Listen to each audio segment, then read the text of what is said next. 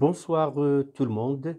Aujourd'hui, nous allons voir une leçon de production écrite qui s'inscrit dans le troisième et dernier module, le dernier jour d'un condamné.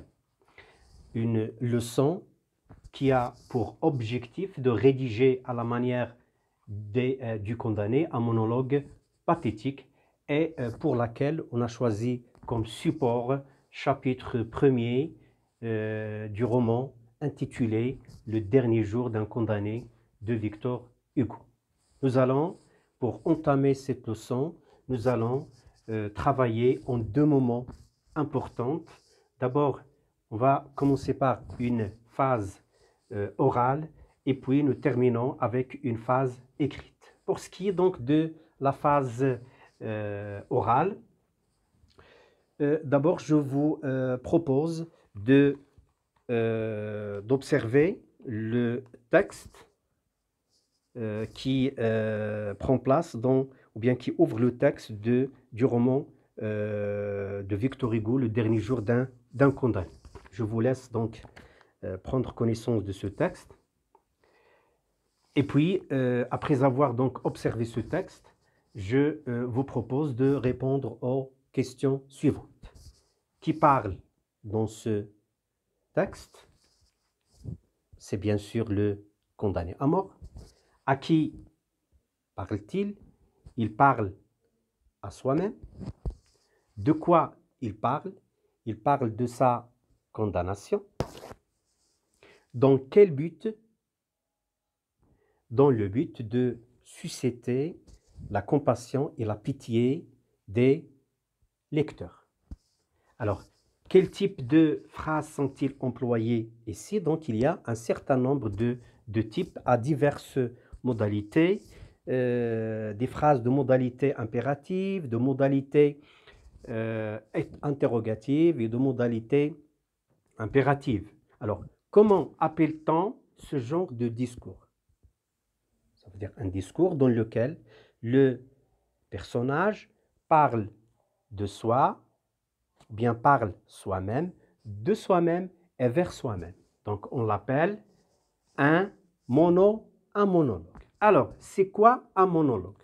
Un monologue, c'est un discours où le personnage, ou un discours dans lequel le personnage seul parle à soi-même. Ça veut dire un discours dans lequel un personnage ou une personne parle soi-même, de soi-même et vers soi-même. Pourquoi? Dans quel but? Dans le but d'extérioriser ses souffrances. Donc, avant de passer au deuxième moment, voilà, deuxième étape, je vous propose de lire la consigne suivante. Vous avez vécu des moments pénibles où vous avez passé un certain temps à réfléchir et à parler à vous-même. Rédigez un texte sous forme d'un monologue dans lequel vous rapporterez votre souffrance intérieure. Alors, qu'est-ce qu'on vous demande donc? D'abord, je vous laisse prendre connaissance de ce texte. Je vous laisse donc un moment de réflexion. Et puis, par la suite, je vous propose de souligner les mots. On va souligner ensemble les mots-clés. Donc, vous avez vécu des moments pénibles où vous avez passé un certain temps à réfléchir et à parler à vous-même. Rédigez un texte sous forme d'un monologue dans lequel vous rapporterez votre souffrance intérieure. Donc, qu'est-ce qu'on vous demande? On vous demande de rédiger un texte dans lequel vous parlez à vous-même.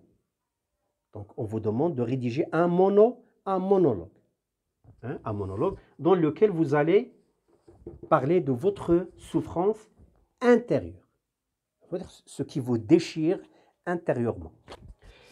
Très bien. Alors, après avoir lu, après avoir souligné les mots composés, après avoir les mots clés qui vous permettront de comprendre davantage de quoi il s'agit dans cette consigne, Je vous demande d'entamer maintenant une recherche des idées. Alors, en respectant les opérations ou bien en travaillant, en faisant les opérations suivantes. D'abord, définir l'objet de réflexion. Ça veut dire quoi? Ça veut dire définir l'objet de réflexion. Ça veut dire le problème, en cherchant le problème, qu'il soit d'ordre affectif, d'ordre sentimental, peut-être une crise financière, une crise. Donc, il y a mille et une façons, donc, ou bien mille et un problèmes à rechercher. Et puis, dans un deuxième moment, vous allez exprimer le dilemme. Ça veut dire l'absence d'alternative et cette difficulté à se résoudre à une pensée ou à une décision.